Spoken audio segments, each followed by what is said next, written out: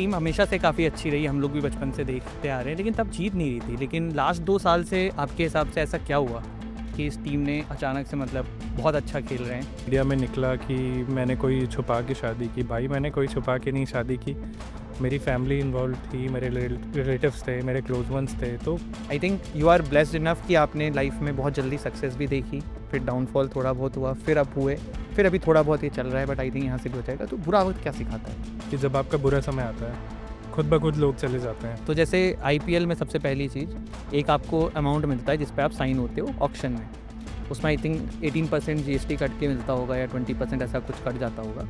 Apart from it match fees क्या होती है और वो कितने क्या राउंड होती है? हर एक और चीज़ रहती है, जब मैचेस होते हैं तो प्लेयर्स को बहुत फ़ोन आते हैं टिकट्स के लिए, तो आप ये क्लियर करिए, क्या प्लेयर्स को टिकट एलोकेट होते हैं हर मैच के? तो अब मुझे नहीं पता कि आरसीबी ने मतलब किस रीज़न से क्या था क्या नहीं, मेरी सारी चीज़ें मैं इस टॉपिक पे नहीं बात करना चाहता। बट कोशिश यही की है, जब भी मैं बेड पे सोने गया हूँ रात में, एक तो नींद नहीं आती थी, सबसे बड़ी चीज़। नींद कैसे आ जाए जब परिवार परेशान है, मैं परेशान हूँ, और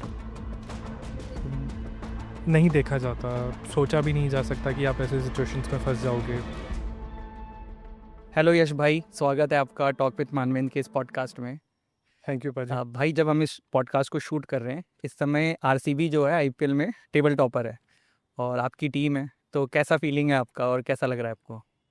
आरसीबी हमेशा से एक इमोशन रहा है। जी भैया। ऑब्वियसली बचपन से मेरी टॉप 2 में फेवरेट कहूँगा। बचपन से जब भी मैंने क्रिकेट देखा है, क्रिकेट खेला है, तो एक तो सीएसके और एक आरसीबी। खैर वो राइवलरी अलग बन जाती है, वो अलग चीज़ है, लेकिन हाँ, आरसीबी को एक तो मैंने जैसे परफॉर्मेंस जब भी दोनों सीज़न दी तो टीम पहुंची है, और अभी टीवी पे देखता हूँ तो ऐसा लगता है कि बहुत ज़्यादा मिस कर रहा हूँ। तो अच्छा लगता है बट देख के। भाई, आपने कहा अच्छा लगता है आरसीबी को देख के, ये टीम हमेशा से काफ़ी अच्छी रही, हम लोग भी बचपन से देखते आ रहे हैं, लेकिन तब जीत नहीं रही थी। लेकिन लास्ट 2 साल से आपके हिसाब से ऐसा क्या हुआ कि इस टीम ने अचानक से मतलब बहुत अच्छा खेल रहे हैं? और ऐसा लग रहा था इस बार भी कि स्टार्टिंग से ही लग रहा था कि फेवरेट्स हैं फिर से टाइटल जीतने के।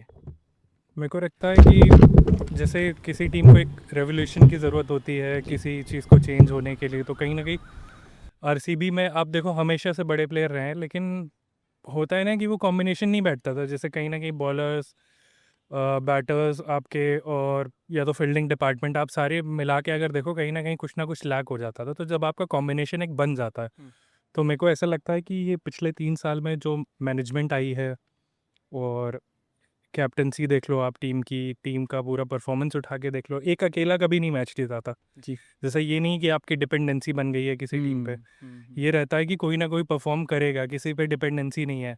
हाँ, ये है कि थ्रू आउट सीजन आप देख लो कि जैसे विराट भैया हो गए, रजत भाई हो गए, जो लोग मतलब कंसिस्टेंट रहते ही हैं। लेकिन उसके साथ साथ ऐसा नहीं है, बॉलिंग डिपार्टमेंट में आपके पास भुवनेश्वर भाई हैं, है ना, जॉश है, और अभी तो रासिक खेल रहा है।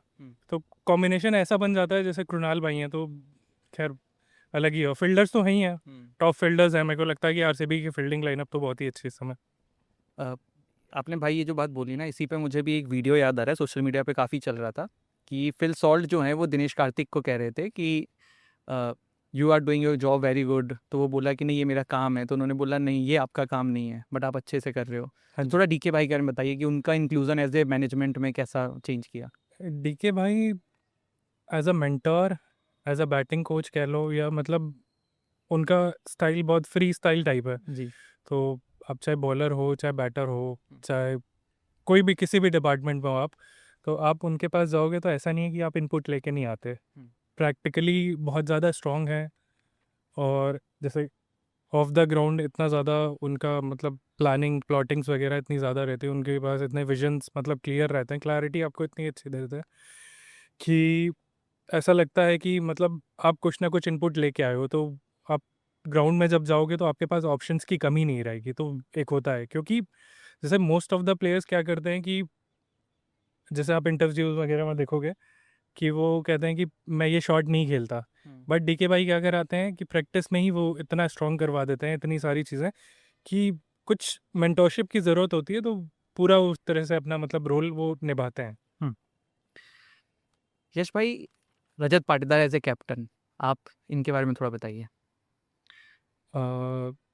रजत भाई के बारे में मैं क्या बोलूँ, मैं उनका वो रजत भाई एज अ बैट्समैन बहुत बड़ा फ़ैन हूँ, क्योंकि मेरे को जब ऐसे आप टीवी पे भी देखो और सामने से भी देखो, ऐसे लगता है कि भाई मतलब इनके लिए स्पीड नहीं बनी है, इनके लिए स्पिन नहीं बनी है। कोई भी बॉलर फेंक रहा हो, इररिस्पेक्टिवली कैसी भी बॉलिंग चल रही हो, इनके पास ऐसा लगता है कि टाइम ही टाइम है, आपको कहीं भी कभी भी उठा के मार देंगे, कहीं भी कैसे भी खेल देंगे।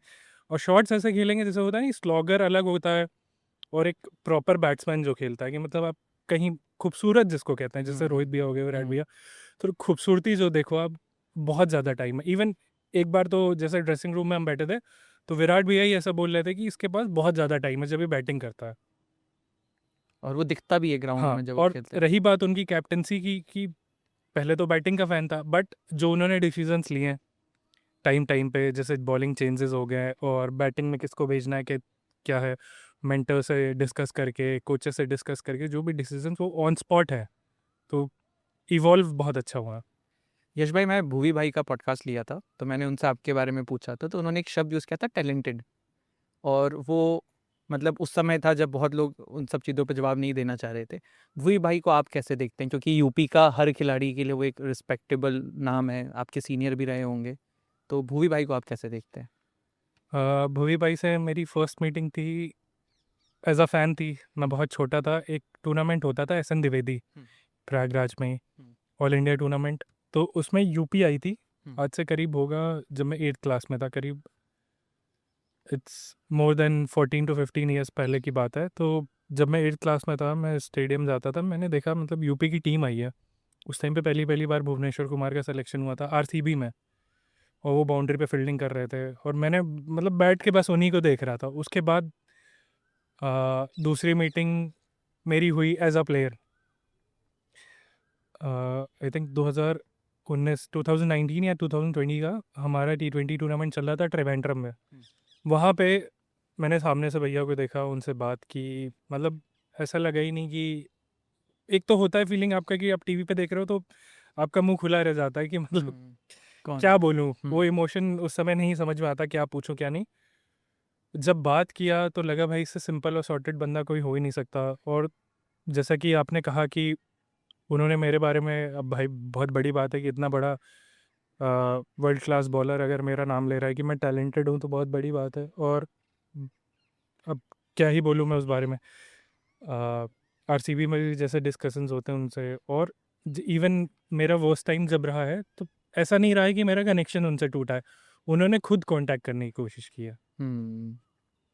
और ये बात भाई आपने भी बोली ना, मतलब लाइफ में ऐसा बहुत बार होता है कि हम अच्छा कर रहे होते हैं ना, तब तो हर कोई रहता है, हर कोई रहता है, लेकिन जब सेटबैक्स आते हैं, मैं ये इसलिए आपसे बोल रहा हूँ कि उस कंट्रोवर्सी के दौरान मैंने वो क्वेश्चन पूछा था बहुत सारे उस समय क्रिकेटर से, लोगों ने नहीं जवाब दिया, किसी ने कहा रहने दो, बट उन्होंने बोला, और तो वो एक स्टैंड दिखा रहा था। तो भैया अब मैं क्या ही बोलूँ, कितनी तारीफ़ करूँ उनकी, नहीं, वो हैं ही अच्छे, अब क्या बोल सकते हैं। हम्बल इंसान है।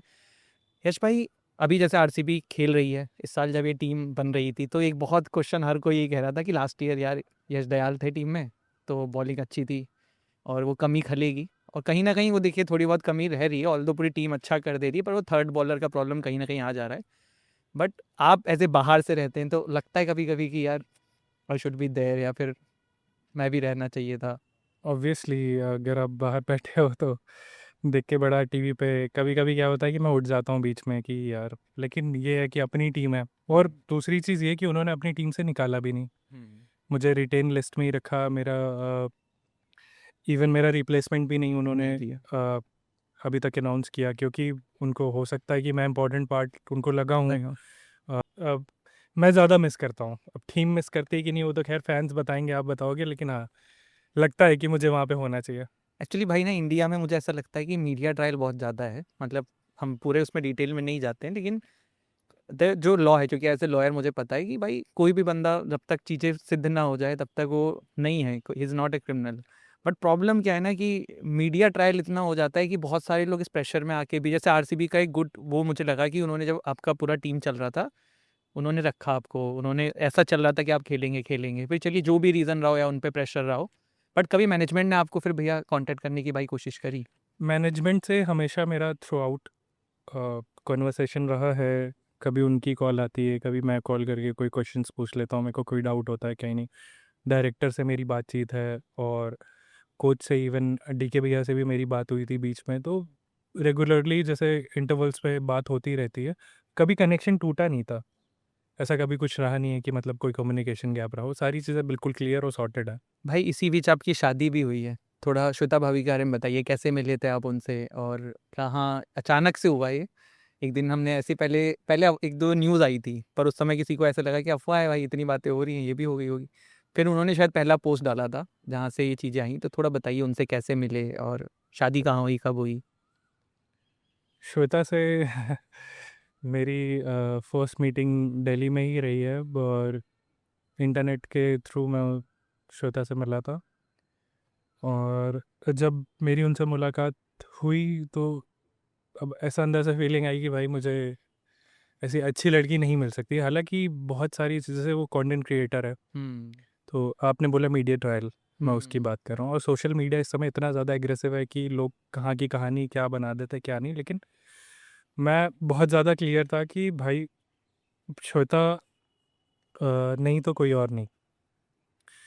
तो मेरी कई बार उससे मीटिंग्स हुई और हम कैफ़ेज़ वगैरह में मिले, तो उसके बाद धीरे धीरे मैं मतलब हम एक दूसरे को पसंद करने लगे। तो ये था कि एज भी हो रही थी, और दूसरी चीज़ फैमिली में ऐसा कुछ डिमांड नहीं था। ये था मेरा पहला थॉट प्रोसेस, ये था कि जब तक इंडिया नहीं खेलूँगा मैं कुछ नहीं करूँगा, मतलब शादी नहीं करूँगा, और बहुत सारी चीज़ें जैसे ज़िम्मेदारी होती है।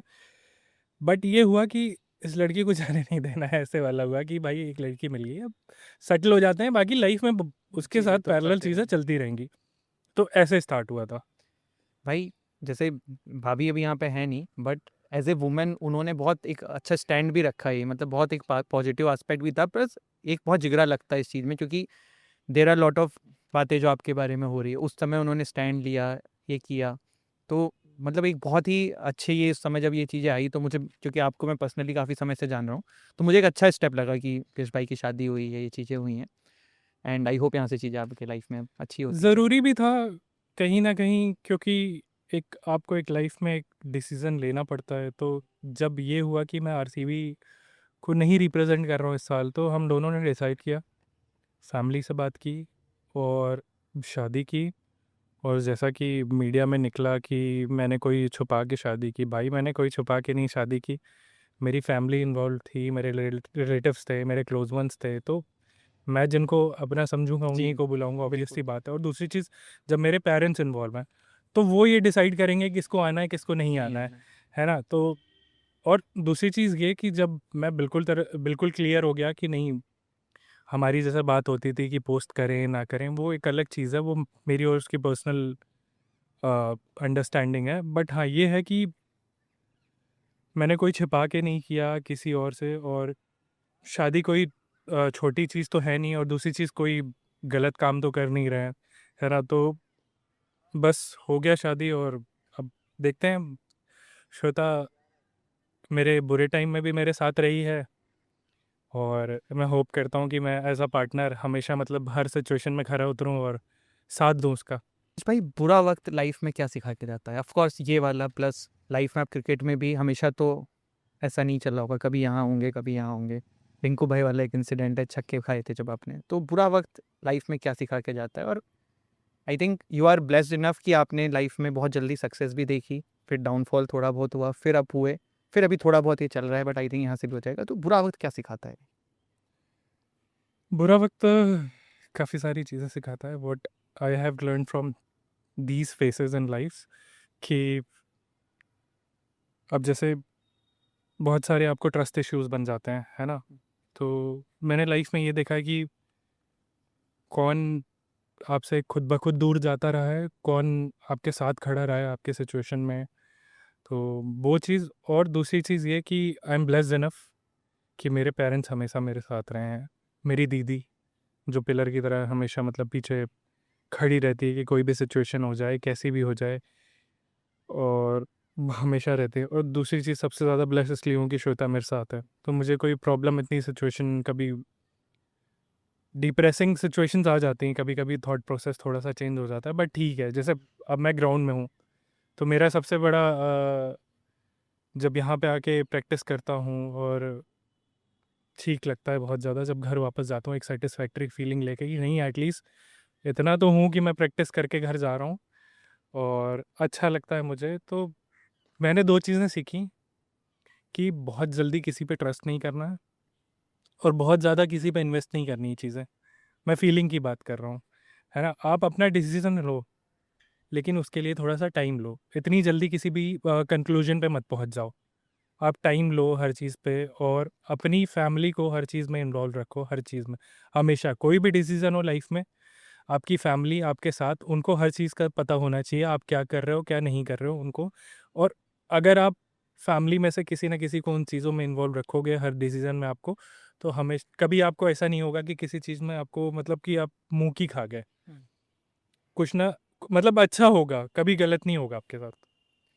यश भाई, क्रिकेट फ्रेटर्निटी में सबसे ज़्यादा आपके सपोर्ट में कौन रहा था इस समय, जो ऐसे पब्लिकली नहीं बट आपके साथ थे, आपको गाइड करते रहे, आपके साथ रहे कि नहीं कोई दिक्कत नहीं है हमें? अ, ऐसा मेरे को लगता है कि आरसीबी थी।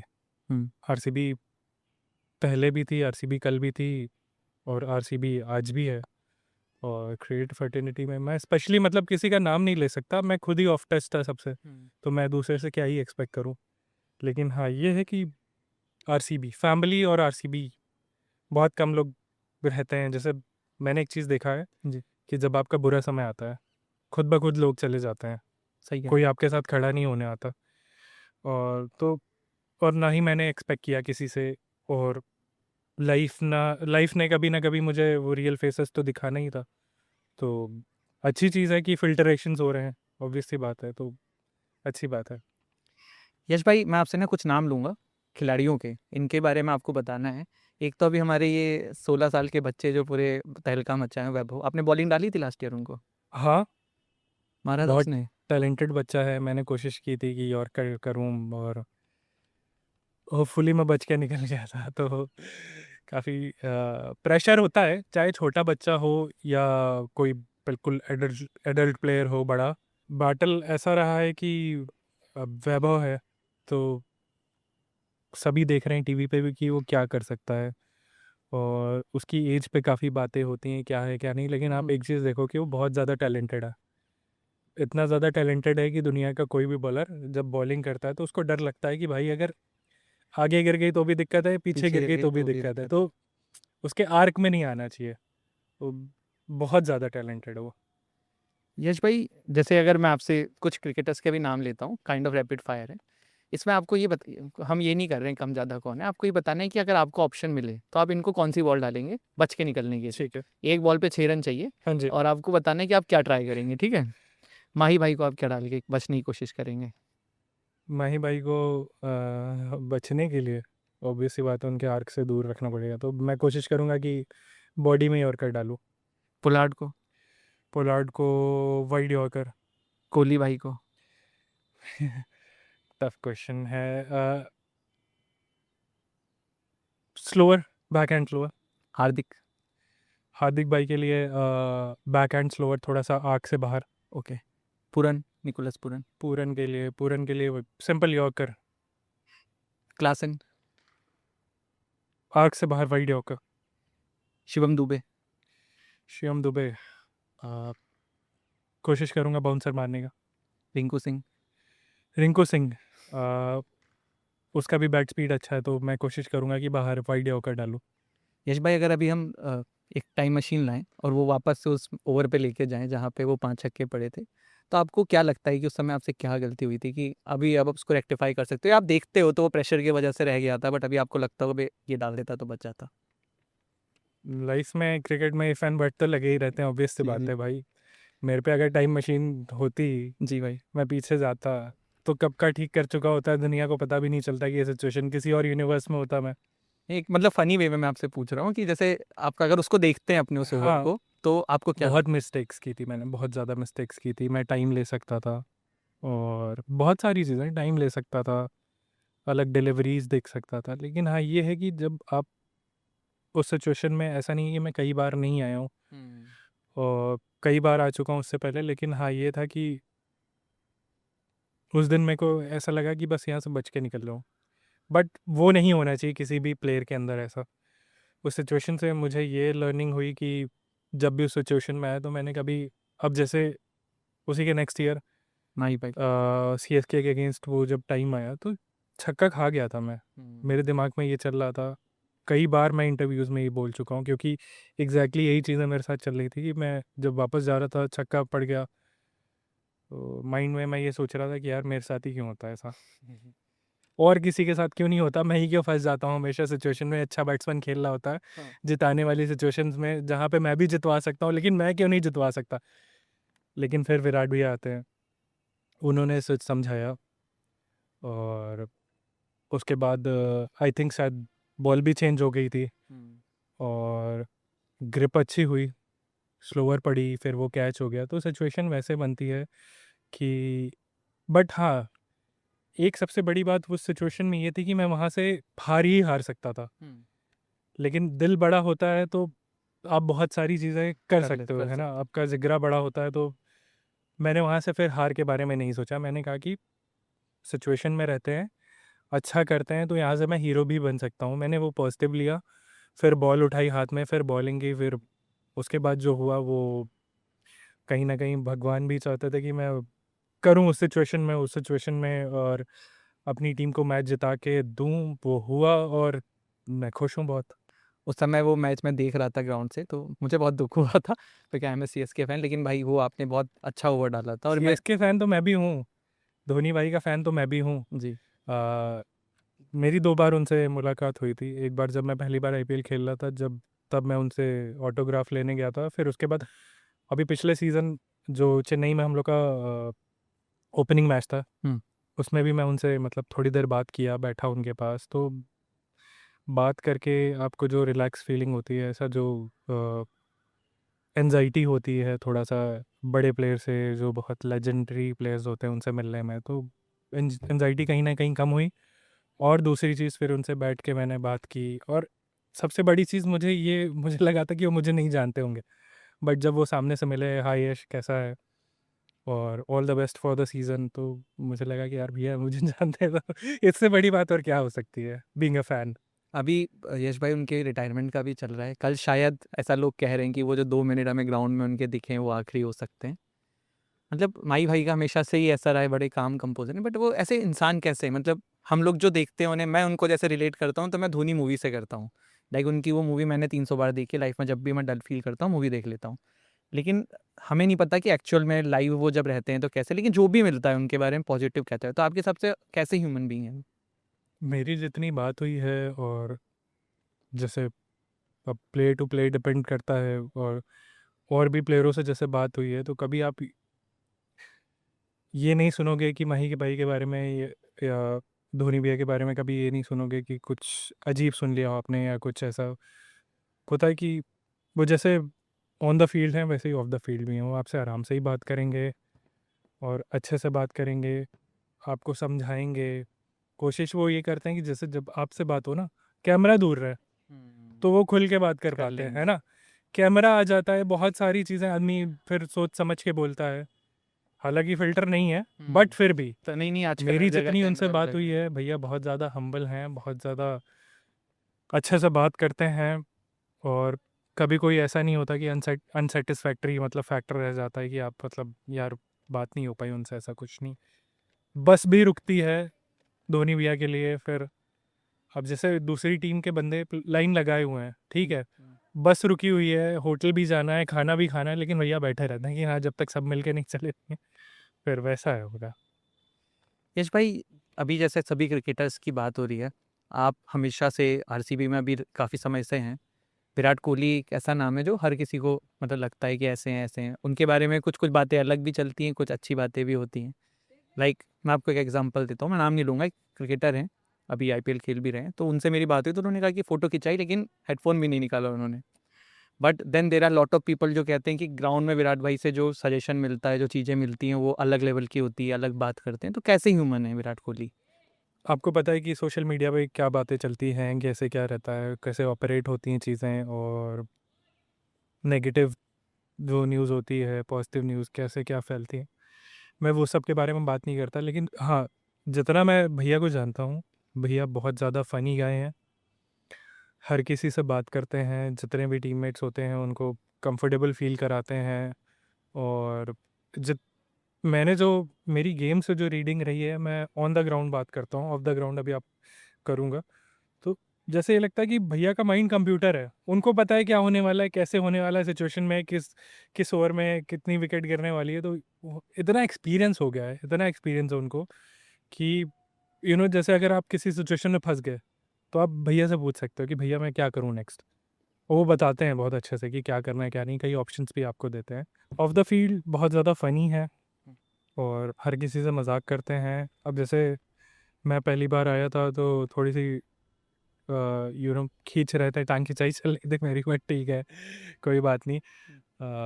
आप जैसे वो आपको कंफर्टेबल फील कराते हैं तो फिर आप उसके बाद जो दिल में जो एनजाइटी या मन में जो एनजाइटी होती है वो थोड़ा सा आप कंफर्टेबल हो जाते हो, तो वैसे ही फील कराते हैं। और बहुत ज़्यादा अब मेरे को हम्बल और हाँ मतलब वो सारी चीज़ों में काफ़ी मतलब नहीं समझ में आता, लेकिन हाँ प्रॉपर बढ़िया आदमी एक है। बंदा जैसा होना चाहिए, क्रिकेटर जैसा होना चाहिए, वैसे ही है। यश भाई, अभी ना मैं कुछ आपसे आईपीएल से रिलेटेड क्वेश्चंस पूछूंगा जो एज ए ऑडियंस हम लोगों के दिमाग में बहुत रहता है और हम जानना चाहते हैं कि भाई क्या होता है।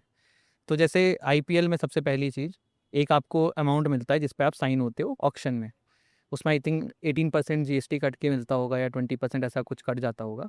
Apart from it match fees क्या होती है और वो कितने क्या राउंड होती है हर प्लेयर की? मैच फीस नहीं होती। ओके। आपको जो ऑक्शन में जितने पैसे पे मतलब जितना अमाउंट आपको मिलता है उतना ही रहता है, उसमें से फिर जीएसटी अलग कटती है, आपको इनकम टैक्स भी उसमें से भरना है। और हाँ, फिर उसके बाद जो अमाउंट बचता है वो पर मैच का ऐसे 12 लाख 15 नहीं, लाख ऐसा कुछ भी नहीं है। ओके। आई थिंक अभी जो बीसीसीआई ने डिसाइड किया है कि जितने इंडिया प्लेयर्स हैं हाँ। जो इंडिया खेले हैं, शायद 19 या फिर सीनियर ग्रुप में सीनियर इंडिया जिन्होंने रिप्रेजेंट किया है, शायद उनको अलग से शायद 7 लाख और समथिंग, मेरे को इतना कुछ आइडिया है नहीं, बट हाँ जितना आपको अमाउंट एक ऑक्शन में मिल गया उतना ही फिक्स रहता है। एंड डीए क्या होता है भाई? डीए शायद 5,000 पर समथिंग डे का पर रहता डे। है, वो आपका खाना रहना और हाँ। ये रहता है। इसमें भाई बहुत सारी फैमिलीज भी साथ में रहती है, तो वो फैमिलीज का भी अलाउंस जो है वो टीम पे करती है कि वो प्लेयर को अपने जेब से देना? नहीं नहीं, प्लेयर को अपने से करना अच्छा। पड़ता है वो आपके अब जैसे आपकी टीम है तो मैनेजमेंट का थोड़ी ना। हाँ। अब मेरे को बाकी टीम्स का नहीं पता, लेकिन हाँ ये है कि जैसे जो आपकी रिस्पॉन्सिबिलिटी है वो तो आपको ही करना पड़ेगा ना। ओके। एक पर ये हर टीम ने टीम का आपके लिए कर लिया, हर प्लेयर के लिए सेम यही है, रहता है। टीम ने जितना अमाउंट देना था दे लिया, हम्म। आपके ही उसमें से मैनेज होंगी सारी चीज़ों। एक और चीज़ रहती है, जब मैचेस होते हैं तो प्लेयर्स को बहुत फ़ोन आते हैं टिकट्स के लिए। तो आप ये क्लियर करिए, क्या प्लेयर्स को टिकट एलोकेट होते हैं हर मैच के? डिपेंड करता है। Okay.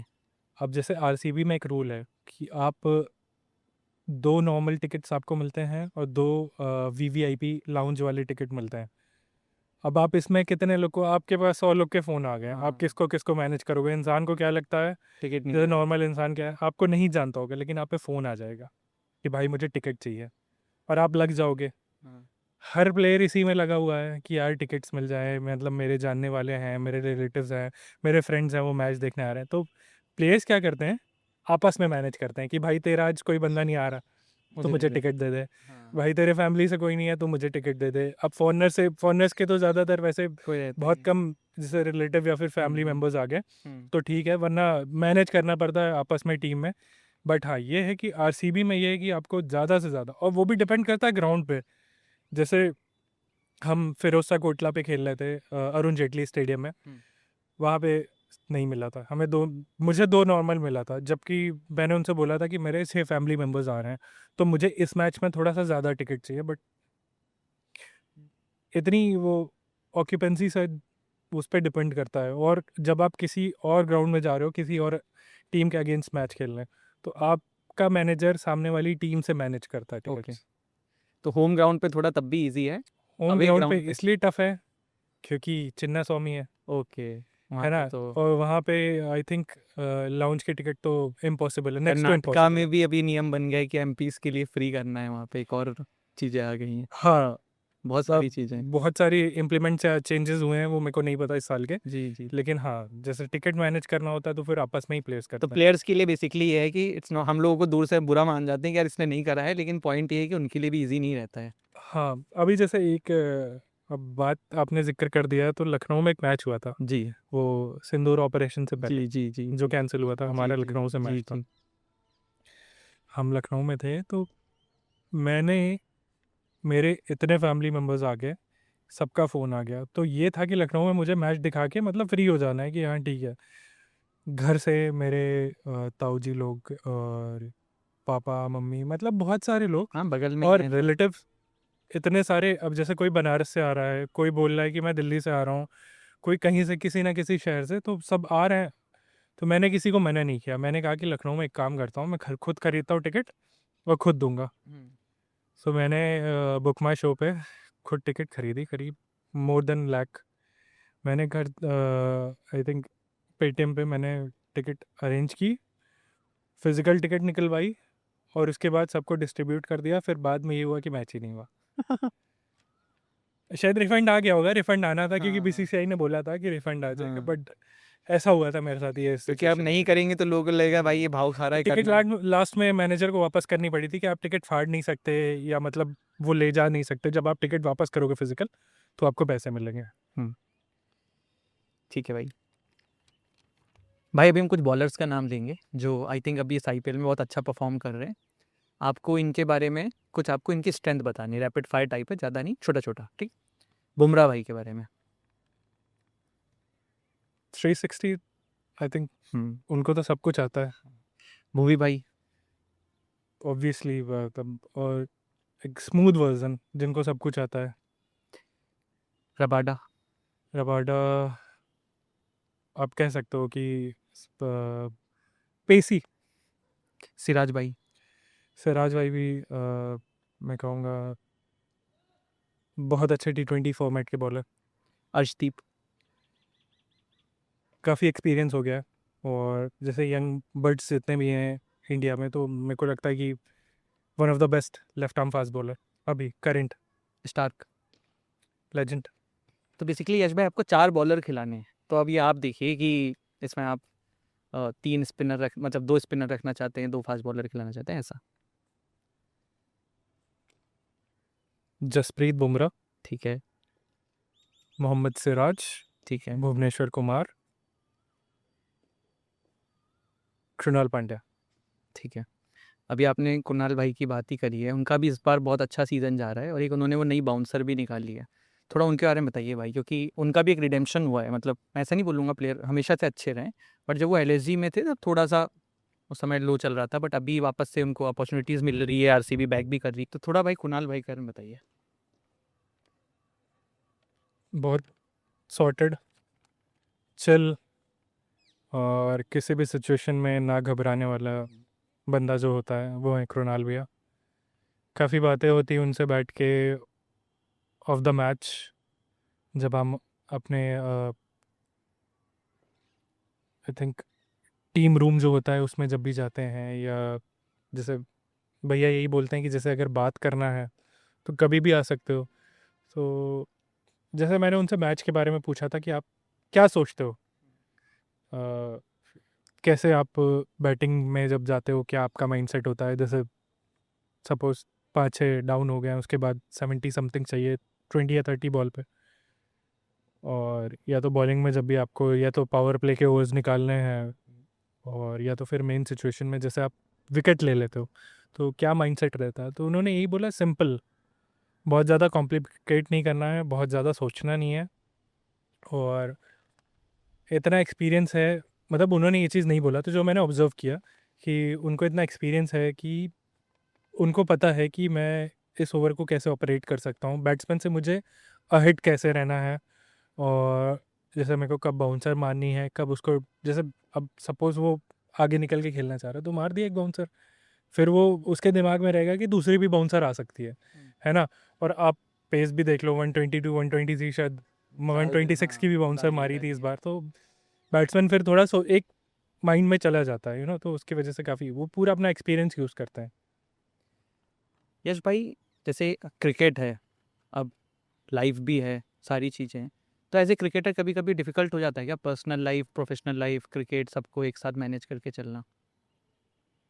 Most of the time मैं कहूँगा, जैसे प्रोफेशनल लाइफ आपकी, और इंडिया में जो लाइफ जैसे जो हम जीते हैं, middle class, lower middle class से जब आप क्रिकेटर बनते हो, तो अब मेरे को फॉरनेस का नहीं पता कि वो कैसे, जितना मैंने जो मेरे को आइडिया है कि वो एक पार्ट लेते हैं।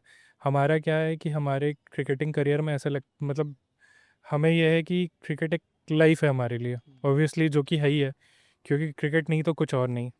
ऐसा कभी सिचुएशन रहा है, मतलब कभी थॉट प्रोसेस रहा नहीं कि कुछ और भी करना है, क्रिकेट ही खेलना रहा है। तो जब आप लाइफ जर्नी थ्रू आउट, जब आप वो चीज़ फील करते हो, वो स्ट्रगल, वो आपके वैसे वाले टाइम जब आप अकेले ट्रेन में ट्रैवल करते हो, जनरल में भी सफ़र कर रहे हो, ट्रैवल कर रहे हो, और बसेस में भी, फिर कहीं मतलब किसी और शहर में जा रहे हो, आपका खाने का नहीं पता है, ठीक है। उसके बाद फिर आप, जब आपको फ्रूट मिलता है उस चीज़ का, जब आप उस लेवल पे पहुंचते हो, सक्सेस जिसको कहते हैं, तो अप एंड डाउन आदमी, इंसान इतना ज़्यादा देख लेता है कि कभी कभी वो चीज़ें मिक्स होने लगती है। तो बहुत इम्पॉर्टेंट है कि आपके लिए वो सोचना कि वो एक स्पोर्ट है ना। स्पोर्ट को स्पोर्ट की तरह लो, और आप एक इंसान दूसरे हो ग्राउंड के बाहर। तो बहुत सारे प्लेयर्स को आपने अगर देखा होगा तो ये फील किया होगा कि भाई कितना ज़्यादा एग्रेसिव है ग्राउंड पे, लेकिन वहीं पे आपने ऑफ द फील्ड देखा तो आपको लगा यार बहुत हम्बल है, बहुत मतलब ऐसे क्यूट सा बंदा है, कि ऐसे स्विच ऑन स्विच ऑफ वाली जो सिचुएशन होती है, जो मतलब होता है कि जैसे मैं ग्राउंड में गया तो मेरी आंखें खुल गई कि नहीं यार, ये वो बहुत सारी चीज़ें, मुझे कैसे बॉडी लैंग्वेज की बातें होती हैं, मतलब खुद ही अंदर से जैसे फील होता है। अब जैसे मैं बॉलिंग जगह पे खड़ा हूँ, तो मुझे अपनी बॉडी लैंग्वेज से बैट्समैन को ये नहीं दिखाना है कि मैं डाउन हूँ, या मतलब मैं डर रहा हूँ या कुछ नहीं। वो जब आप माइंड से ही स्टार्ट करोगे ना, तब आप वहाँ पे कर पाओगे। तो ये होता है। और दूसरी चीज़, जैसे दोनों चीज़ों की बात करूँ मैं, पर्सनल लाइफ और आपका प्रोफेशनल करियर, प्रोफेशनल लाइफ, दोनों डिफरेंट चीज़ है। वो इतना ज़्यादा मतलब काफ़ी सारी खिचड़ी पक जाती है ना बीच में, कि कभी कभी हो जाता है, लेकिन धीरे धीरे वो भी सॉर्ट आउट हो जाता है। ऑब्वियस सी बात है, अगर आप किसी सिचुएशन में फंसे हो तो उससे निकलना भी आना चाहिए। यश भाई, अभी जब ये फेज़ आया था आपके लाइफ में, एक अचानक से एक दिन हुआ होगा, हर पेपर में आ रहा था, हर न्यूज़ चैनल में आ रहा था, और बहुत ही उल्टी-उल्टी बातें हो रही थी।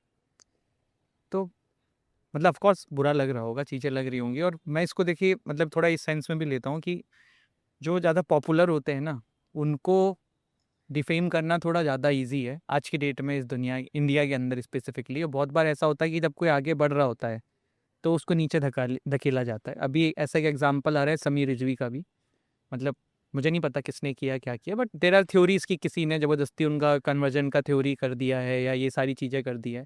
एंड जो उनको पर्सनली जानता है तो मतलब he is a good man, and I don't think ऐसा कुछ है। बट ऐसा होता है कि डिफेम करने की कोशिश की जाती है। आपको उस समय कैसा लगा, क्योंकि बहुत चीज़ें आपको पता है कि यार ये तो नहीं हुआ था, ये तो नहीं किया है, फिर भी मेरे ऊपर कर रहे हैं, और आप उसका रिpercussion बहुत ज़्यादा देख रहे हो। मतलब इट्स दैट लेवल कि आप जिस चीज़ के लिए आपने अभी तक पूरा संघर्ष किया है, आपको यूपी की डोमेस्टिक टीम से बाहर किया गया था, ऑफ कोर्स आईपीएल का उसमें पता नहीं था, तो क्या चल रहा था उस समय दिमाग में भाई? पिछला 1 साल जो मेरा बीता है, वो मैं इतना मतलब डिस्क्रिप्शन में प्रॉपर तरीके से नहीं बात कर सकता, लेकिन हाँ, फिर भी मैं जो उसका एक समरी टाइप में आपको बताता हूँ कि वो ऐसा रहा है कि अकेला, सिर्फ फैमिली, और जो चीज़ें इंसान सोची नहीं होती, जब वो चीज़ें हो जाती हैं, फिर उसके बाद आदमी के मन में डाउट्स आ जाता है खुद को लेके, और क्लैरिटी नहीं मिलती है उस सिचुएशन से निकलने का। बट हाँ, ये है कि जैसे बुरे दिन हैं तो आपके अच्छे दिन भी बहुत ज़्यादा दूर नहीं होते। एक बुरा समय, बुरा फेज़ इंसान का निकल जाता है। डिप्रेसिंग रहा है बहुत ज़्यादा, और कोशिश यही की है, जब भी मैं बेड पे सोने गया हूँ रात में, एक तो नींद नहीं आती थी, सबसे बड़ी चीज़। नींद कैसे आ जाए जब परिवार परेशान है, मैं परेशान हूँ, और नहीं देखा जाता, सोचा भी नहीं जा सकता कि आप ऐसे सिचुएशंस में फंस जाओगे। लेकिन खैर कोई नहीं, सोशल मीडिया अलग है, पर्सनल लाइफ अलग है। तो जैसे आपकी पर्सनल लाइफ सोशल मीडिया पे डिस्कस होने लगती है, लोग तरह तरह की बातें करने लगते हैं, तो बहुत ज़्यादा डिफ़िकल्ट हो जाता है, ऑब्वियस सी बात है। लेकिन धीरे धीरे आपको खुद को ही समझाना पड़ता है कि नहीं यार, ठीक है, सोशल मीडिया ऐसे ही चलता है, अब क्या कर सकते हो आप, उसके लिए कुछ कर तो सकते नहीं हो। तो आप अपने आप को ही समझा सकते हो, क्योंकि आपको आपकी गलती हो या ना हो, मैं यही कहूँगा कि आपको सोशल मीडिया से फ़र्क नहीं पड़ना चाहिए। और बहुत डिफ़िकल्ट सिचुएशन से निकलने के बाद फिर वही है कि बाद में भी ऐसा रहा है कि जैसे नाइटमेयर टाइप नहीं होता कि जब भी सोने जाओ तो डर लगा रहता है मन में, तो काफ़ी टाइम के बाद जाके थोड़ा-सा ठीक हुआ सारी चीज़ें। यश भाई, मैं पढ़ रहा था आपके बारे में, तो ऐसा हर जगह पे लिखा हुआ है कि आपके पापा का बहुत रोल रहा है आपके करियर में आगे। क्या ऐसा उस समय, क्योंकि मैं आपको अपने केस पे बोल रहा हूँ, मेरा लाइफ का एक लो फेज था, तो पापा लोग हम लोग ऐसे ज़्यादा इमोशनली नहीं रहे बोलते हैं कुछ, पर वो कभी कभी एक अचानक से एक दो स्टेटमेंट बोल देते हैं, आपके लिए वो बहुत होता है कि चलो डांट वाट सब एक तरफ है, ये बोल दिया। तो अंकल का कैसा था, मतलब हाउ हाउ वाज इट? पापा मेरे खुद क्रिकेटर रहे हैं। मैंने पहले भी बताया कि वो गवर्नमेंट सर्वेंट थे। जी। फिर वो आई थिंक 2017 या 18 में वो रिटायर हो गए ऑफिस से। फिर उसके बाद फुल टाइम घर पे ही रहने लगे मम्मी के साथ। तो उनके ऑफिस टाइम पे ही ऐसी कुछ सिचुएशंस आ गई थी कि मतलब घर पे थोड़ी सी प्रॉब्लम्स आ गई थी कि फिर खाने की भी प्रॉब्लम होने लगी थी, है ना, क्योंकि तो खैर ये तो दूसरी चीज़ है। लेकिन एक सपोर्ट सिस्टम की जो बात होती है ना, कि जैसे एक इनकरेजमेंट की, बीइंग अ पेरेंट, तो अब जैसे सुबह 5 बजे मुझे उठाना, बहुत सारी चीज़ें उसमें मम्मी का भी उतना ही बड़ा रोल रहा है। लेकिन being a father, you know, हर चीज़ में पुश करना। और सबसे पहली चीज़ कि पापा ने कभी भी नहीं बोला था कि, या बताया था कि मुझे क्रिकेटर बनना है। वो मेरा खुद का डिसीजन था, है ना। तो लेकिन उसमें सपोर्ट, और एक इंसिडेंट तो ऐसा रहा है कि पापा, घर में एक ही बाइक थी, तो उसमें ये था कि मेरे को कॉलेज भी जाना है और फिर उसके बाद कॉलेज से आके प्रैक्टिस भी जाना है। तो पापा टिकट लगा के बस से जाया करते थे ऑफिस, और मुझे मेरे लिए बाइक दे दी थी उन्होंने कि मैं, मेरे को कोई प्रॉब्लम नहीं होनी चाहिए, क्योंकि मैं उससे पहले साइकिल से जाता था। और घर में इतनी प्रॉब्लम्स थी कि दूसरी बाइक नहीं खरीद सकते, स्कूटी नहीं खरीद सकते। आईपीएल के पहले की सिचुएशन बता रहा हूँ मैं आपको। तो जो सेक्रीफाइसेस कुछ ऐसे रहे हैं कि जैसे अब मेरे को यहाँ से दिल्ली जाना है, मेरा कल मैच है। पापा मेरे साथ खड़े खड़े ट्रेन में, हमें सीट नहीं अलॉट हुई। अब अब जैसे आज मेरे को शाम को पता चला कि मेरा कल मैच है दिल्ली में, तो अब रिजर्वेशन नहीं हुआ। जनरल का टिकट लेके फिर हम स्लीपर से जा रहे हैं। टीटी भी आता है टिकट कलेक्ट करने, वो उसने पूछा भी बहुत सारी चीज़ें, फिर फ़ाइन भी दिया। उसके बाद किड बैग लेके, फिर पापा बैग लेके, हम दोनों बैठ भी नहीं पाए हैं, गेट के पास खड़े हैं। फिर वो जाना, फिर उनका खुद का वापस आना। कई बार उन्होंने ऐसा किया। जैसे मेरे को स्कूल क्रिकेट के लिए जाना होता था, तो मैं एक बार नासिक गया था। पापा, मैं 12th पास आउट हो चुका था, तो ये हुआ था कि वो टूर्नामेंट स्कूल का हमारा, नेशनल्स हमारे नहीं हुए थे, तो 12th पास आउट हो गए, तो फिर मेरा नाम आया। तो एक साल बाद वो टूर्नामेंट होना था, तो पापा मेरे को छोड़ने गए थे, क्योंकि स्कूल ने कोई मतलब रिस्पॉन्सिबिलिटी नहीं उठाई थी, उन्होंने पेपर वर्क वगैरह सारा किया था। पापा मेरे को छोड़ने गए हैं, फिर उसके बाद उसी ट्रेन से वो वापस आए हैं बिना रिजर्वेशन के घर। यहाँ से नासिक कितना दूर है आपको पता होगा। तो इस टाइप की जब आप सिचुएशन से ऊपर आते हो और अपने पेरेंट्स के लिए कुछ करते हो, फिर उनको उस कंफर्ट में देखते हो, तो आपको एक सेटिस्फैक्शन मिलता है कि नहीं यार, जो इन्होंने किया, फिर आज मैं, मेरी रिस्पॉन्सिबिलिटी है कि मैं अपने पेरेंट्स के लिए कुछ कर सकूं। तो हर चीज़ में कैसा भी सपोर्ट हो, इवन स्टडीज़ में, किसी भी जगह कहीं भी कैसे भी मैनेज करके, पापा का यही रहता था कि मुझे, जैसे मेरा कोई डिमांड है कि मुझे एक बैट चाहिए या बॉल चाहिए, मुझे कुछ भी कैसा भी, मुझे शूज़ चाहिए। और जब पापा नहीं, तो फिर दीदी ने रिस्पॉन्सिबिलिटी संभाली। दीदी ने मुझे, मतलब अपनी उस, डाइटिशियन है मेरी दीदी, उस टाइम पे वो जॉब करती थी, खुद जाती थी, उसमें से उन्होंने, वो घर का भी मैनेज करती थी जब पापा की प्रॉब्लम चल रही थी। फिर उसके बाद उसी में से मेरा भी मैनेज करती थी कि मेरे क्रिकेट के भी कपड़े आने हैं, मेरा इवन स्पाइक्स वगैरह भी। जैसे भूवी भैया की सिचुएशन रही है, मैंने देखा था उनका, मतलब काफ़ी को रिलेट कर रहा था कि उनकी दीदी ने जितना सपोर्ट किया लाइफ में, एक, मतलब अपने से ज़्यादा, जैसे एक सिस्टर का अपने भाई पे इन्वेस्ट कर देना, इन्वेस्ट मतलब होता है। पूरी लाइफ एक तो वैसा रहा है कि मेरी बड़ी बहनें इस मामले में हाँ सपोर्टिव रहती हैं। तो यू नो इमोशनल मेरी मैं अपनी तारीफ करूं कि बुराई करूं कि मेरे को रोना और हंसना बहुत कम ऐसे सिचुएशन में फील होता है, लेकिन हाँ ये है कि मतलब उस सिचुएशन के बारे में जब मैं सोचता हूँ ना और आज यहाँ बैठा हूँ तो मुझे ऐसा लगता है कि नहीं वर्थ है। मैं यहाँ का तो कभी नहीं सोचा था कि मैं इस सिचुएशन तक कभी पहुँच जाऊँगा लाइफ में, कितनी सक्सेस भी मिल सकती है किसी इंसान की, वो एक सपना ही होता है। अच्छा लगता है अपने पेरेंट्स को ऐसे देखना, अपनी दीदी को ऐसे मतलब कंफर्ट फील, मतलब कूलर से एसी में बदल जाना, बहुत बड़ी बात होती है मिडिल क्लास के लिए, नहीं तो नहीं, वैसा सही रहा है। है। पहले हम लोग कूलर के बारे में सोचते हैं, फिर कूलर से एसी के बारे पहले फ़ैन के बारे में फैन सोचते के हैं कि बारे फ़ैन ही मिल जाए, फिर उसके बाद अब जैसे थोड़ी सिचुएशन ठीक हुई तो विन विन सिचुएशन आ गई कि कूलर भी है, अब कूलर के बाद एसी लग जाना है, ये तो भाई ठीक है, और कंफर्ट पापा में आ लोग गया। अभी भी एसी में नहीं सोते। नहीं सोते हाँ, पापा, क्या है अभी भी एसी में नहीं सोते हैं, वो क्या है उनको एसी की पसंद ही नहीं है। सभी के ऐसा ही है। उन्होंने सेकंड हैंड एसी लगवाई थी, उस फेज़ में भी उन्होंने थी, मैं और दीदी उस रूम में सो सके। 2 ही रूम हुआ करते थे हमारे घर में, एक ही फ्लोर का घर था, तो उसमें भी पापा मतलब मेरे को और दीदी को जो है बोलते थे कि तुम दोनों जो है, और इवन मम्मी को भी, कि तुम तीनों आराम से जो है एसी वाले रूम में सो और मैं पंखे में सो जाऊंगा, मुझे कोई प्रॉब्लम नहीं है। यश भाई, आप थोड़ा सा भी अपनी अब की लाइफ के बारे में बताइए। आप हमेशा से शायद प्रयागराज में ही रहे, तो अभी आप कहाँ रहते हैं मोस्टली? यश टहल कहाँ रहते हैं? मैं रहता हूँ बेनीगंज करबला, ओके। उसके बीच का ही एरिया, ये तो बेनीगंज कह लो या तो करबला कह लो, यही प्रयागराज में, प्रयागराज हाँ में। प्रयागराज में। वहीं पे मेरी डैडी का घर है जहाँ पे मैं रहता हूँ अपनी फैमिली के साथ, दीदी मम्मी पापा, मेरी वाइफ, मैं, मेरा छोटा सा गोल्डन रिट्रीवर 6 मंथ्स का हुआ है वो अभी। और सबसे सबसे ज़्यादा प्यारा तो खैर वही है, घर का बच्चा भी वही है, तो ठीक है, अभी मैं यहीं पे प्रयागराज में ही रहता हूँ। भाई, प्रयागराज में आप रहते हैं, सारी चीज़ें हैं। आपने अभी आईपीएल के बाद सबसे महंगी चीज़ क्या खरीदी थी? आईपीएल के बाद हाँ। मैंने अपने लिए अ, ख़रीदा है बाद में, लेकिन सबसे पहले मैंने अपनी दीदी को दिलवाया था। शायद अपना। मैंने अपनी दीदी को गुची के सैंडल्स दिलवाए थे, उसको बहुत पसंद है, तो ओके। दिलवाया था। फिर उसके बाद अपने को क्या, हम तो लेते ही रहेंगे क्या, कि कभी ना कभी तो ले ही रहे हैं।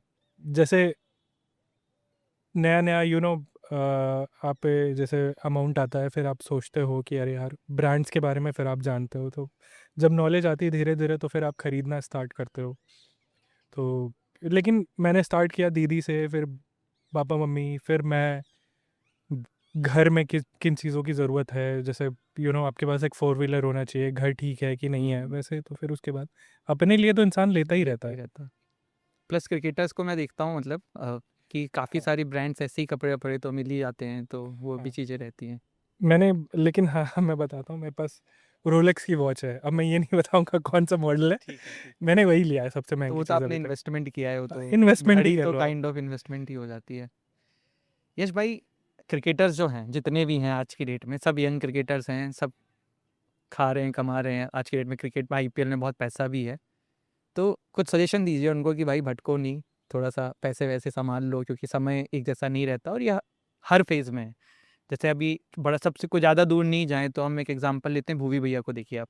उन्होंने तब कमबैक किया जब कोई सोच नहीं रहा था। मतलब इस साल अगर वो पर्पल कैप पे हैं, बट मुझे याद है मैं लास्ट टाइम उनसे मिला था तो बात हुई थी, तो वो कन्वर्सेशन नहीं करते। लेकिन बात ये है कि मतलब वो ऐसा था कि कोई ये एक्सपेक्ट नहीं कर रहा था। हम ये एक्सपेक्ट करते हैं भुवी भैया आएँगे, 4 ओवर डालेंगे, 25-30 रन देंगे, अच्छी इकोनॉमिकल होके चले जाएँगे। पर पर्पल कैप अभी उनके बारे में तो कोई नहीं सोच रहा था, क्योंकि अब वो एक एज के ऊपर जा चुके हैं। तो क्रिकेटर्स का लाइफ एक जैसा नहीं रहता, तो आप क्या सजेशन देंगे? अब जैसे आपने भूवी भैया की बात की, जी। बहुत बातें होने लगी थी मीडिया में, सोशल जी। मीडिया पे, ये हो गया। हुँ। लेकिन बड़े प्लेयर की खासियत यही होती है कि जब मज़ा तब आता है ना, जब आपको बिल्कुल ऐसा रेट कर दिया जाए कि अब नहीं कर सकते, लेकिन जब आप करते हो, जब आप वो परफॉर्मेंस देते हो, तो उसके बाद जो सेटिस्फेक्शन, मेरे को लगता है कि अभी जैसे भूवी भैया से बात हो, आपकी बात हो या मेरी बात हो, तो उनको मज़ा आ रहा होगा अभी सिचुएशन में, पर्पल कैप हुँ। होल्डर हैं और सबसे ज़्यादा विकेट्स हैं, और मैं जैसे स्पोर्ट्समैन कह लो या किसी भी लाइन में, अगर आप अपनी मेहनत से वहाँ तक पहुँचते हो ना, तो आप एक फाइटर हो। आपका जो माइंड और आपका थॉट प्रोसेस होता है वो एक फाइटर का होता है, तो जब लोग आपको डाउन फील कराएं, या फिर आपको लग रहा है कि यार यहाँ से, वो टाइम होता है आपका कमबैक का। सेटबैक बनता ही इसलिए कि आप, कम बैक करूँ। बुरा वक्त होता ही इसलिए है कि आप वहाँ से मतलब अच्छे वक्त की तरफ जा सको, लेकिन आपका माइंडसेट, क्लैरिटी बहुत इंपॉर्टेंट है। और अब जैसे आपने बात की कि मैं यंगस्टर्स को क्या बोलना चाहूँगा, यंगस्टर्स को यही बोलना चाहूँगा, जैसे नए बच्चे हैं, आईपीएल में आ रहे हैं, आपके पास टैलेंट है, बहुत सारी चीज़ें हैं, लेकिन एक एक्सपोजर होता है ना, वो हर किसी को नहीं मिलता, और जिनको मिलता है तो वो संभालना भी आना चाहिए। लेकिन हमारे इंडिया में ये अच्छा है कि आप हर टीम में देखोगे आईपीएल में कोई ना कोई राहुल द्रविड़ सर जैसा बंदा है, जो आपको समझाता है, बताता है, डीके भैया जैसा, कि आपको वो चीज़ें कैसे जायज़ करनी है, तो खुद भी आनी चाहिए, और नहीं आ रही है तो आप एक, जो स्टेज पे सर्टन लेवल पे जो खड़ा है, उससे आप एक बार बात करके देखो, आपको सारी क्लैरिटी मिल जाती है कि कैसे उन चीज़ों को डाइजेस्ट करना है, क्यों ग्लैमर के पीछे इतना ज़्यादा नहीं भागना, बहुत सारी चीज़ें। एक भैया यश भाई एक कोच हैं, तो उनसे मेरी बात हो रही थी, तो उन्होंने ये बोला कि प्लेयर 19-20 हो जाए चलेगा, लेकिन उसका जो नेचर है, व्यवहार है टीम के प्रति, वो 20 होना चाहिए। तो ये भी आपके हिसाब से क्रिकेट में बहुत मैटर करता है क्या, कि how you are going to behave in the team, क्या एनवायरनमेंट रख रहे हो, क्या वाइब है आपकी? आपका जैसे पर्सनल गोल है वो तो है ही है भाई, हम्म, अल्टीमेट है आपका पर्सनल गोल, आपको इंडिया खेलना है या किसी लेवल पे खेलना है, वो तो अलग चीज़ है। लेकिन आप एक स्पोर्ट में हो, जो टीम गेम है, तो उसमें आपको हमेशा टीम के बारे में सोचना है कि कैसे सिचुएशन में आप मैच जिता सकते हो, कैसे मतलब क्या कंट्रीब्यूट कर सकते हो। सपोज़ आप सेंचुरी पे पहुंचने वाले हो, 2 बॉल बची है ना, और 1 रन चाहिए, तो आप सिंगल निकाल लो, वो एक अलग चीज़ होता है। आप आपको बॉल मिल गई है, आपके हाथ में, आपने मार दिया बना के, बहुत सारी सिचुएशंस होती हैं, तो टीम मैन बनना बहुत ज़रूरी है। आसान ये होता है कि मैं बॉलिंग करके निकल जाऊँ, लेकिन मज़ा तब आएगा जब मैं उस ओवर में 2 विकेट लूँ या 3 विकेट लूँ, टीम के लिए। तो फिर वो वहाँ से फिर होता नहीं कि सामने वाली टीम का बैकबोन, मतलब बैक, थोड़ा सा टाइम लगेगा वहाँ से उभरने के लिए, और टाइम लगेगा थोड़ा रीबिल्ड करने में, तो ऐसे होता है। यश भाई, आपने इतनी बॉलिंग कर डाली अब तो आईपीएल के अंदर, सबसे डिफिकल्ट प्लेयर जिसको आपने बॉलिंग करी हो, लगा यार ये क्या कर रहा है, इसको कहाँ डाल दूं? आईपीएल में प्रॉब्लम ये है कि सारे डिफिकल्ट बैट्समैन होते हैं, हम्म, है ना, लेकिन अब आप पूछ रहे हो, वैसे तो खैर मार्जिन पर एरर बहुत ज़्यादा कम है आईपीएल में, फ्लैट विकेट्स होते हैं, बहुत कम आपको देखने को मिलता है कि, लेकिन अब सिचुएशन ही ऐसा है, situation, demand of the hour but like यही है सम कि, प्लेयर जो आपको हाँ, लगे कि बिल्कुल सारी शॉट्स हैं। पहले पहले साल ब्रसल मिला था, हालांकि मैंने उसको आउट भी कर लिया था, उसने ऐसे बच के खेला था, बाउंसर पे कैच हुआ था, शमी भाई ने किया था, नो बॉल हो गई। वो मैच में मेरे को ऐसा लगा था कि बहुत, मतलब होता नहीं कि इतने आसान छक्के नहीं लगते। और नेट्स में पहले साल, नेट्स में जैसे मैं शुभमन गिल को बैटिंग कराता था, शुभमन शुभमन पाजी, ऐसा लगा कि इससे ज़्यादा टाइम किसी के पास नहीं हो सकता, इतना बैटिंग में टाइम ही नहीं हो सकता जितना इसके पास टाइम है, इतना साउंड, इतना टेक्निकल बैट्समैन, मतलब मज़ा आता था कि इसको आउट करना बहुत मुश्किल है। तो फिर वैसे तो फिर धीरे धीरे, अब जैसे अगेंस्ट में जब भी खेला हूँ विराट भी आके, तो मैंने हर पूरा, मतलब श्याम ध्यान दंड भेद सारी चीज़ें लगा देना कि यॉर्कर भी ट्राई कर लिया, स्लोअर भी ट्राई कर लिया, बाउंसर भी मार लिया, लेंथ बॉल भी तेज फेंक लिया, आउट क्यों नहीं हो रहे तो ऐसे जब कुछ बैट्समैन आते हैं तो, लेकिन हाँ, मारने वाले में मेरे को रसल लगा कि यार मार सकता है। फिर जिस सिचुएशन में मैं फंसा था, रिंकू, उसमें रिंकू वेरी डेंजरस, अगर उसका दिन है तो। रिंकू भाई एक अच्छे प्लेयर हैं, यूपी से उभरते हुए सितारे हैं, ऑफ कोर्स इंडिया टीम में अब अच्छा कर रहे हैं। बट आपको ऐसा लगता है क्या कि रिंकू भाई को बहुत लेट मौका मिला, मतलब इंडिया टीम में या आईपीएल में खेलने का मौका लेट आप मिला? फर्स्ट क्लास रिकॉर्ड उठा के देखो, वो हाँ, मतलब आप रेड सही कह बॉल रहे का रिकॉर्ड उठा के देखो, मेरे को तो ये नहीं समझ में आता कि जैसे अब रिंकू को चांस मिल रहा है, तो होता है कि आपको कोई और भी फॉर्मेट खिलाना चाहिए, आपको देखना चाहिए कि टैलेंट, मेरे को लगता है कि यूपी का अब तक का सबसे बड़ा फर्स्ट क्लास का प्लेयर है रिंकू। हो। तो रेड बॉल में भी मौका मिलना चाहिए रिंकू को। और कोई यूपी के प्लेयर बताइए यश भाई, जो आपको लगता हो कि आने वाले टाइम में आप समीर रिजवी, हम्म, यू नो, और आर्यन जुएल हम्म, और कार्तिक त्यागी। अरे कम बैक किया उन्होंने भी अच्छा। ऑब्वियसली भाई, सबको पता है पहले से कार्तिक त्यागी क्या ऐसा कर सकता है। शिवम मावी बहुत अच्छा प्लेयर है। बहुत सारे यूपी में टैलेंट की कोई कमी नहीं एक है। लेकिन मुझे मैं भी, आपकी चॉइस है, आप रिप्लाई करें ना करें, पर मैं ये देखता हूँ कि यूपी के जो प्लेयर आईपीएल में इस बार टीमों में हैं, वो यूपी के डोमेस्टिक टीमों में भी नहीं रहते हैं, बहुत सारे थोड़ा आते हैं या बाहर रहते हैं एक्स्ट्राज में। तो ऐसा क्यों होता है यश भाई? यूपी के स्टार्स कुछ जैसे अब सबसे बड़ी चीज़ ये होने लगी कि यूपीपीएल होने लगा हाँ। है ना, तो उसमें स्काउट्स आते हैं। हम्म। फिर वो फिर वहाँ से डिसाइड करते हैं कि प्लेयर को लेना है कि नहीं लेना। अब मेरे को ये नहीं पता, ये रीज़न नहीं पता कि क्यों लेते हैं, क्यों जैसे आई बच्चे थिंक नहीं कार्तिक इस खेल पा। साल सैयद मुश्ताक में नहीं खेले थे, कार्तिक त्यागी। कार्तिक का मेरे को नहीं पता, हो सकता है कार्तिक उस समय इंजर्ड हो, या हो सकता है उस समय पूरी तरह से प्रिपेयर ना लाइक हो, लेकिन अभिनंदन इज अनदर नेम जो आई थिंक डोमेस्टिक में है ही नहीं अभी यूपी के। हाँ, अब जैसे मोहसिन भी एग्जांपल ले लो, हाँ, मोहसिन खान। पर 5 वो तो विकेट लिया एक इंजर्ड मैच रहते हैं में। आई थिंक, वो तो हाँ, इंजर्ड थे आई अब थिंक। जैसे अब इतना बड़ा अगर कोई बॉलर है तो उसका खुद का एक्सेस है। वो जब रेडी होंगे तब। भाई यूपीसीए क्यों नहीं खिलाएगी? आप इतने बड़े बॉलर हो, आप इतना अच्छा टैलेंट हो, यूपीसीए क्यों नहीं चाहेगी आपको खेल। खिलाना? खिलाना तो चाहेगी, लेकिन ये आपका डिसीजन है ना कि आपको कौन सा मैच सही खेलना, बात है, कौन सा सही नहीं खेला। बात है, मे बी। हाँ, कुछ कुछ प्लेयरों पे ये एक्सेस होता है, कुछ पे नहीं होता नहीं होता है है। ना, ये डिफरेंस है। और ये हर हर जगह पे है, मतलब I think it's not about UP, her state में ये थोड़ा बहुत तो रहता ही है। यश भाई, बहुत अच्छा लगा आपसे बात करके, एंड बहुत ही इंसाइटफुल कन्वर्सेशन रहा, और आपने बहुत अच्छे से सब चीज़ों का जवाब दिया।